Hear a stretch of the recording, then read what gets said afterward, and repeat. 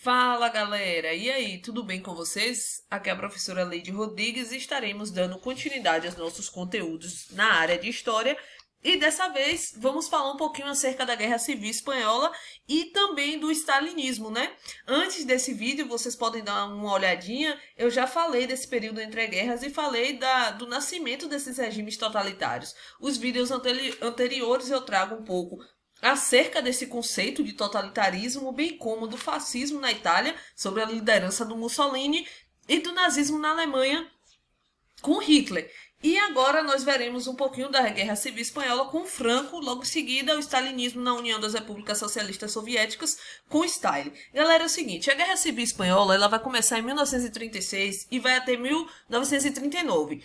Essa guerra civil ela vai ser marcada pelo governo do Miguel Primo Rivera. E Rivera ele governava a Espanha de uma forma extremamente conservadora. Ele tinha um apoio dos conservadores, ou seja, era um ditador governando a Espanha durante esse período. E sendo conservador, né, tendo apoio dos conservadores, sendo ditador, ele acaba perseguindo aqueles comunistas. Então havia uma perseguição muito grande aos grupos que eram identificados comunistas. Além dessa perseguição aos comunistas, a gente vai ter a Espanha ela dividida em dois blocos ideológicos, né? Durante a crise de 29, eis que então a gente vê uma pressão muito grande para que o governo do Rivera chegasse ao fim. Isso fez com que a Espanha ela se dividisse em dois blocos, uma polarização ideológica.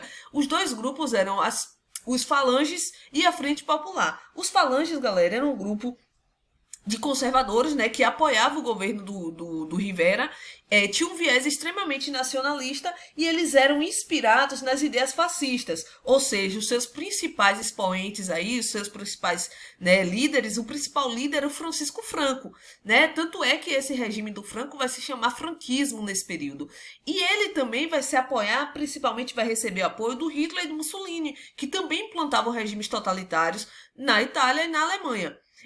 Em contrapartida, a gente tem um grupo opositor que é chamado de Frente Popular. Esse grupo ele é formado pelos republicanos e pelos simpatizantes do socialismo e do comunismo. Então vocês começam a perceber que são duas vertentes antagônicas, né, protagonizando o que a gente vai entender como a Guerra Civil Espanhola.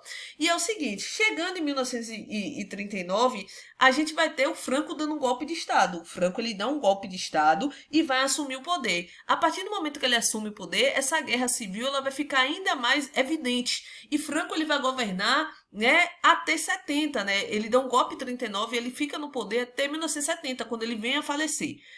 E essa guerra civil, protagonizada pelos falantes, pela Frente Popular, vai contar com cerca de 50 mil voluntários que vão formar uma brigada, né? Uma brigada internacional, ou seja, voluntários de vários países vão se unir e vão apoiar a Frente Popular, né? Entretanto, a gente vai ter do outro lado, né, os falangistas recebendo apoio dos alemães e dos italianos. Por conta disso, eles saem vitoriosos. Tanto é que eles saindo vitoriosos dessa batalha, alguns historiadores, alguns pesquisadores vão dizer que a Guerra Civil Espanhola ela serviu como um laboratório principalmente para que Hitler pudesse testar seus equipamentos, suas táticas bélicas que serão utilizados, né, na Segunda Guerra. Então, o Hitler aproveita, né, esse apoio que está dando aos falangistas e faz um teste utilizando vários dos seus equipamentos, bem como suas táticas de batalha, suas táticas bélicas durante a Guerra Civil Espanhola. E a Guerra Civil Espanhola ela chega ao fim e ela vai chegar ao fim contabilizando milhares de mortes. Então, diversas pessoas vão morrer, milhares de pessoas vão morrer aí durante esse conflito. Outra questão que a gente deve levar bem em consideração quando a gente fala acerca da Guerra Civil Espanhola é o papel da arte, né? E aí eu trouxe uma imagem para vocês bem famosa, eu acredito que todos vocês já conhecem, que é a Guernica.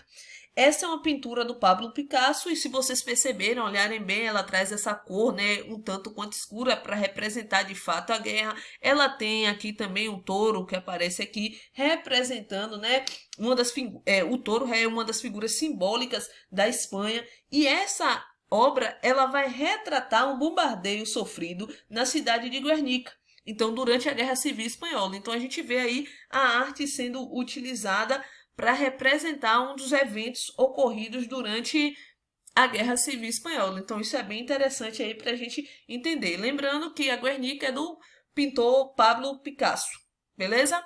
Então é só isso, galera. A Guerra Civil Espanhola bem tranquilinha. E agora a gente vai para a União Soviética, para o stalinismo. O stalinismo, que também é o único desses que nós estudamos, é o único grupo aí de esquerda, né? E o contexto dele, ele vai operar, né, a partir de 1917. No ano de 1917, a gente está vendo ocorrer no mundo a Primeira Guerra Mundial. E durante a Primeira Guerra Mundial, a Rússia ela estava envolvida. E a Rússia vai sair da guerra para poder viver essa Revolução Russa, né? Essa que é uma revolução que também deu o nome de Revolução Socialista ou Revolução Bolchevique, nesse primeiro momento aí. Então a Rússia sai da guerra, a gente vai ter a entrada dos Estados Unidos, que vai mudar toda a dinâmica da guerra, né? E aí a guerra, galera, esse momento que os bolcheviques eles assumem o poder, né?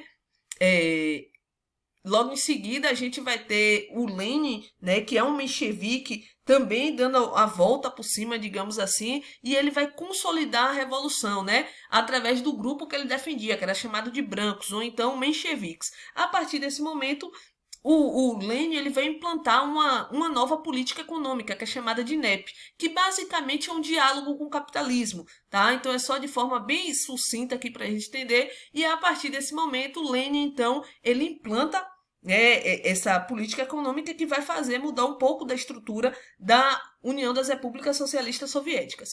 Para além dessa questão, a gente tem o seguinte: eles vão apresentar, galera, os mencheviques, um forte conteúdo democrático. Então, assim, eles vão ter os sovietes como instrumento da representação dos trabalhadores. Os sovietes vão representar os trabalhadores. Então, vocês já pesquisaram aí acerca da Revolução Russa, então vocês estão por dentro desse contexto. Entretanto, o Lenin vai falecer em 1924. Então, ele vai falecer e vai haver uma disputa dentro do partido entre o Trotsky e o Stalin, para ver quem vai assumir o poder a partir de então. O Trotsky, ele era comandante do Exército Vermelho, ou seja, ele foi um dos caras responsáveis para que os mencheviques chegassem ao poder. E, galera, ele vai ser um dos caras que defende a revolução permanente. Ele diz que a revolução ela deve continuar acontecendo e adentrar os demais países. Já Stalin ele era o secretário do partido. Ele era o secretário do Partido Comunista e ele defendia que a revolução ela deveria só acontecer em um único país, ou seja, acontecer ali na União das Repúblicas Socialistas Soviéticas. Massa? E aí, galera, os dois ficam disputando ali o poder e o Stalin vai conseguir assumir o poder pós a morte de Lenin. Quando ele assume o poder, ele vai implantar uma autocracia. O que é uma autocracia, né? Uma autocracia é um governo no qual o governante ele vai deter o poder ilimitado, ou seja, o poder absoluto está na mão dele. E a partir desse momento ele vai governar de forma autoritária, ele vai centralizar o poder em suas mãos, vai existir o culto à personalidade, o culto ao líder, que a gente já viu dentro de uma das características dos regimes totalitários, e ele passa a perseguir todos aqueles que eram considerados opositores. Então essas pessoas passam a ser perseguidas e julgadas sumariamente. Julgadas sumariamente é um julgamento de forma extremamente rápido, sem nenhuma formalidade, em que essas pessoas são julgadas, né? E grande parte dessas pessoas são executadas. Outras são enviadas para a Sibéria. E é isso que vai acontecer nos expurgos de Moscou. O que foram os expurgos de Moscou? Foram exatamente o local ali, a partir de 1930, que esses opositores eles foram julgados.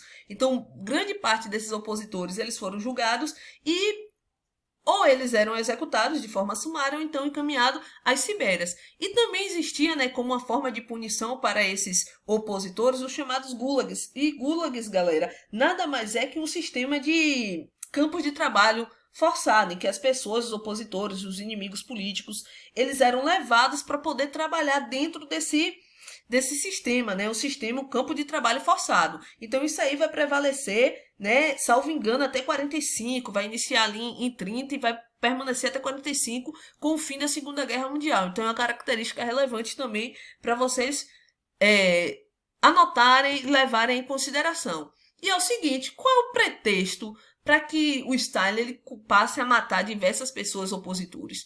É porque durante esse período vai ser assassinado o Sergei, tá? o Sergei Kirov, em 34, ele é assassinado. E aí, galera, quando ele é assassinado, o que é que vai acontecer? As pessoas começam a acusar o Stalin. E por que acusar o Stalin de ter matado o Sergei Kirov? Porque o Kirov ele poderia ser o principal sucessor do Stalin. Então ele poderia estar disputando ali para assumir o poder. E Stalin foi acusado então de ter matado. E por que então ele tinha motivos para matar, né? Então a primeira coisa é porque assim, matando o Sergei, ele iria eliminar o seu principal concorrente, já que ele era um líder soviético.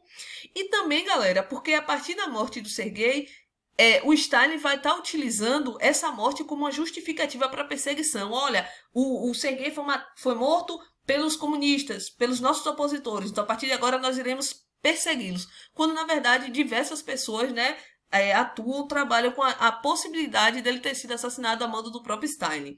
E aí, galera, é o seguinte, sim, mas e o Trotsky, né, que era o outro concorrente aí logo no iniciozinho após a morte do Lenin? O que é que vai acontecer com ele? Ele vai ficar ele vai ser expulso da União Soviética durante esse período, né? Ele passa a ser perseguido e ele vai ser assassinado no México em 1940. Essa viagem dele para o México é extremamente importante, porque lá ele vai ter contato com outras lideranças, outros comunistas, por exemplo. Ele vai ter acesso a Frida Kahlo no período. Então, assim, é um momento importante para o Trotsky e lá ele é assassinado. Há quem diz também que foi assassinado a mando do próprio Stalin. Galera, é o seguinte, Trotsky, além de ser morto, todas as figuras de Trotsky que estavam pintadas nos livros didáticos de história do período lá na União Soviética, elas foram apagadas.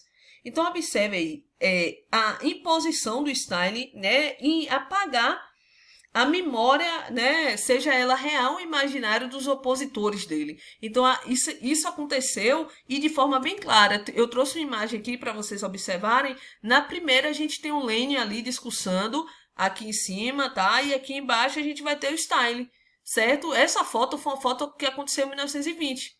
E essa foto aqui foi uma foto publicada em 1930, quando, se vocês notarem, olha, o Lenin ele tá sozinho, o Stalin ele não tá mais aqui, ou seja, ele foi apagado, né? Foi retirado da história. Então isso é bem interessante para que a gente entenda de que forma o Stalin ele queria preservar apenas a sua memória e apagar aqueles que ele acreditava que seriam seus opositores. Então essa imagem é bem interessante para vocês entenderem que as fake news, para vocês entenderem, né, que essas montagens fotográficas elas já aconteciam há muito tempo. E aí, galera, a União Soviética vai implantar os planos quinquenais, que nada mais é do que uma forma de planejar a economia a cada 5 anos. Isso é bem interessante porque dessa forma a União Soviética ela não vai ser afetada, né, diretamente pela crise de 29 por conta exatamente desse planejamento, né? Esse planejamento também vai fazer com que haja um incentivo à indústria pesada, à coletivação, à mecanização da agricultura, né, pelo meio dos sovkhozes, que são fazendas estatais cuja produção e o maquinário vai pertencer ao Estado, né? Então essas fazendas estatais funcionam dessa maneira. E também a gente vai ter nesse período a criação dos kolkhozes, que são cooperativas coletivas, no qual os membros eles vão produzir, eles vão ter direito à produção, né? Eles são proprietários da produção, entretanto, eles não são donos da terra, ou seja, cooperativas coletivas.